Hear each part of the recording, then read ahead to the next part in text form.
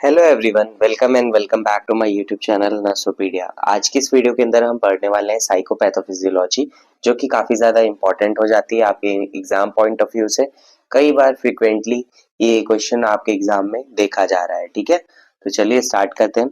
सबसे पहले साइकोपैथोफिजियोलॉजी, इन तीनों शब्द का हम मतलब समझते हैं। ठीक है, ये तीनों वर्ड जो हैं ग्रीक लैंग्वेज से डिराइव्ड हैं। ठीक है, ग्रीक वर्ड साइके का मतलब आपको पता होगा, आपने साइकोलॉजी के अंदर भी पढ़ा होगा कि साइके का मतलब होता है सोल। एंड पैथोस का मतलब क्या है? पैथोस मतलब होता है सफरिंग।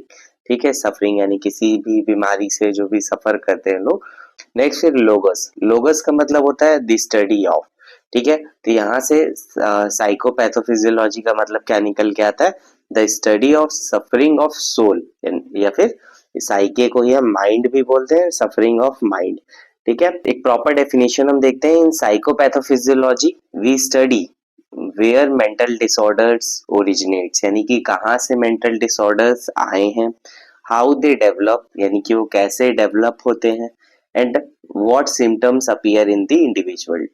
ठीक है, यानी साइकोपैथोफिजियोलॉजी के अंदर हम मेनली मेंटल डिसऑर्डर्स को पढ़ते हैं कि वो कैसे ओरिजिनेट हुए, कैसे डेवलप हुए, और वो क्या क्या सिम्टम्स शो कर रहे हैं एक इंडिविजुअल पर्सन पर। ठीक है, psychopathophysiology is the scientific study of mental disorders.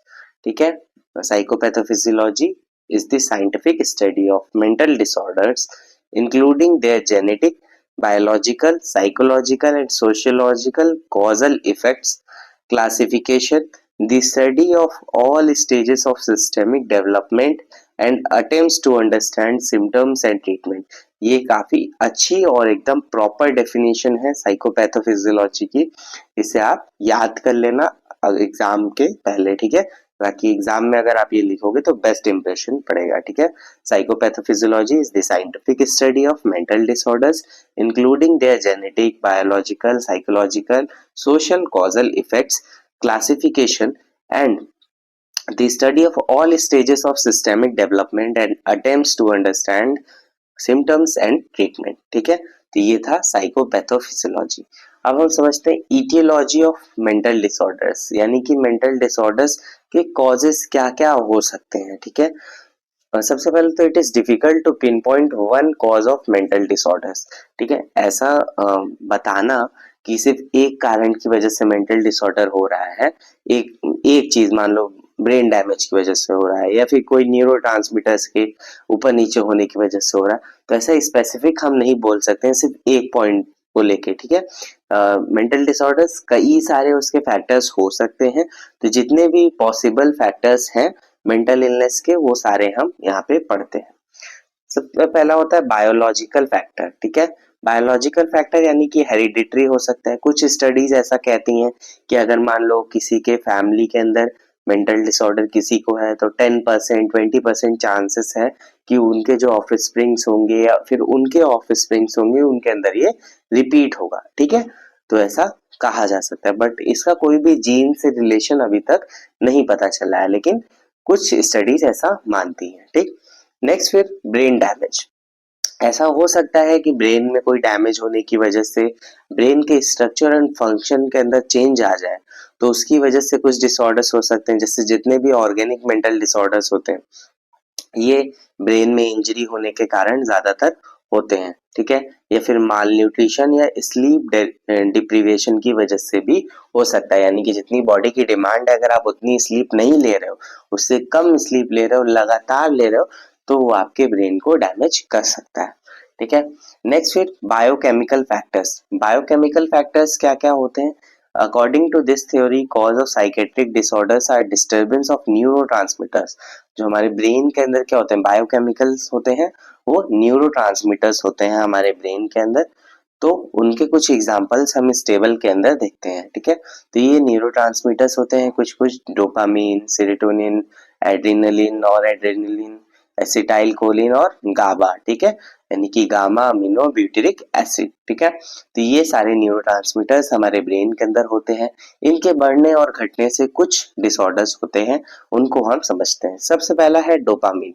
अगर डोपामीन बढ़ जाता है, ठीक है, वो इंक्रीज कर जाता है, तो सिजोफ्रेनिया हो जाता है। ठीक है, और डिक्रीज होता है तो पार्किंसन डिजीज होती है। ठीक है, ऐसा ये नहीं है कि मान लो एक दिन में अगर मान लो थोड़ा सा बढ़ गया तो उससे सिजोफ्रेनिया हो जाएगा। ये काफी लंबे टाइम तक अगर लगातार डोपामीन का लेवल हाई रहता है तो ऐसा हो सकता है। ठीक है, ये नहीं कि एक बार में हो जाए। ठीक, नेक्स्ट फिर होता है न्यूरोट्रांसमीटर सीरोटोनिन। सीरोटोनिन का दूसरा नाम 5 हाइड्रोक्सी ट्राइटामीन। ठीक है, ये है, अगर ये इंक्रीज हो जाता है, सीरोटोनिन का लेवल अगर बढ़ जाता है तो उससे मेनिया होने के चांसेस होते हैं, और अगर कम हो जाता है तो उससे डिप्रेशन होने के चांसेस रहते हैं। एड्रेनलिन, नॉर एड्रेनलिन या फिर इसी को एपिनेफ्रिन और नॉर एपिनेफ्रिन भी बोलते हैं, तो ये अगर डिक्रीज होता है, इसके कम होने की वजह से डिप्रेशन होता है, ओसीडी हो सकता है, और स्लीप और ईटिंग डिसऑर्डर्स हो सकते हैं। ठीक है, ऐसा फिक्स नहीं है कि हाँ इसी वजह से हुआ। ठीक है, हो सकता है किसी और कारण से भी हो सके, होता है।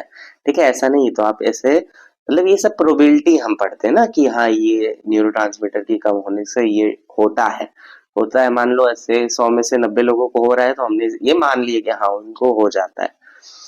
नेक्स्ट फिर एसिटाइल कोलिन। एसिटाइल कोलिन क्या है, अगर ये इंक्रीज होता है तो पार्किंसन डिजीज होती है, डिक्रीज होता है तो डिमेंशिया होता है, हो सकता है। ठीक, नेक्स्ट फिर गाबा। गाबा के डिक्रीज होने की वजह से एंजाइटी डिसऑर्डर्स, मेंटल रिटार्डेशन हो सकते हैं। ये सारे थे बायोलॉजिकल फैक्टर्स। अब हम पढ़ते हैं फिजियोलॉजिकल फैक्टर्स। ठीक है, फिजियोलॉजिकल फैक्टर्स के अंदर क्या क्या आता है, due to change in body during puberty, menstruation, pregnancy, delivery, puerperium. ठीक है, यानी कि हमारी बॉडी के अंदर अगर कोई चेंज हो रहा है, ठीक है, प्यूबर्टी के टाइम पर, मेंस्ट्रुएशन के टाइम पे, प्रेगनेंसी, डिलीवरी या परप्यूरियम के टाइम पर, तो वहां पे मेंटल डिसऑर्डर्स होने के चांसेस रहते हैं। ये प्रेगनेंसी और परप्यूरियम में, डिलीवरी के बाद पोस्टपार्टम डिप्रेशन होने के चांसेस ज्यादा रहते हैं। ठीक है, नेक्स्ट फिर साइकोलॉजिकल फैक्टर्स। अब साइकोलॉजिकल फैक्टर जैसे कि मान लो किसी की मैरिज में प्रॉब्लम है, ठीक है, स्ट्रेन्ड आईपीआर एट होम, यानी कि उनका सही से इंटरपर्सनल रिलेशनशिप जो है घर पर अच्छा नहीं है, उसकी वजह से लगातार स्ट्रेस बना रहेगा तो उससे मेंटल डिसऑर्डर्स होने के चांसेस होते हैं। नेक्स्ट, वर्किंग प्लेस अगर आपका अच्छा नहीं है, वहां पे आपको स्ट्रेस होता है या फिर वहां पर आपको कोई प्रॉब्लम होती है, तो उसकी वजह से भी आपकी जो मेंटल हेल्थ होती है उस पर इम्पैक्ट पड़ता है। School, college, abnormal parent child relationship होने की वजह से भी होते हैं। ठीक है, नेक्स्ट फिर सोशियो कल्चरल फैक्टर। अब सोशियो कल्चरल फैक्टर्स के अंदर क्या क्या आएगा, तो इसके अंदर जैसे गरीबी की वजह से भी बहुत सारे मेंटल डिसऑर्डर्स होते हैं। ठीक है, अनएम्प्लॉयमेंट की वजह से, इनजस्टिस की वजह से, इनसिक्योरिटी, अर्बनाइजेशन, शहरों में ऐसा ज्यादा देखा जाता है मेंटल डिसऑर्डर, इसलिए अर्बनाइजेशन भी एक मेजर फैक्टर माना जाता है। गैम्बलिंग की वजह से, अल्कोहलिज्म, प्रोस्टिट्यूशन, डाइवोर्स और मैटरनल डेप्रिवेशन की वजह से भी होता है। लगातार बार बार अगर मान लो प्रेगनेंसी किसी की, मान लो एबॉर्शन हो जा रहा है या फिर प्रेगनेंसी में कोई प्रॉब्लम आ रही है, तो उसकी वजह से भी उनको मेंटल इश्यूज हो सकते हैं। तो ये सारा प्रोबेबिलिटी थी, जो भी ईटियोलॉजी है इतनी ही है। ठीक है, अगर आपसे पूछा जाता है पैथोफिजियोलॉजी तो आप ये डेफिनेशन देके फिर उसके बाद ईटियोलॉजी लिख के अपना कंप्लीट कर सकते हो। ठीक है, या फिर अगर सिर्फ और सिर्फ ईटियोलॉजी पूछी जा रही है तो वहां पर आप ये चीजों को लिख सकते हो। ठीक है, तो यही मेन ईटियोलॉजी है। ये आज का लेक्चर थोड़ा सा छोटा है। अब इसके बाद हम क्लासिफिकेशन ऑफ मेंटल डिसऑर्डर्स पढ़ेंगे, जो कि काफी लंबा लेक्चर होने वाला है, इसलिए छोटा लेक्चर था। एक फ्लो दोबारा से बनाने के लिए काफी दिन हो गया था, मेंटल हेल्थ नर्सिंग का कोई भी लेक्चर नहीं आया था। तो चलिए इसको यहीं पे एंड करते हैं। अगर आपको अच्छा लगा होगा तो लाइक करना, चैनल को सब्सक्राइब करना, अपने फ्रेंड्स के साथ शेयर करना। Thank you for watching this video.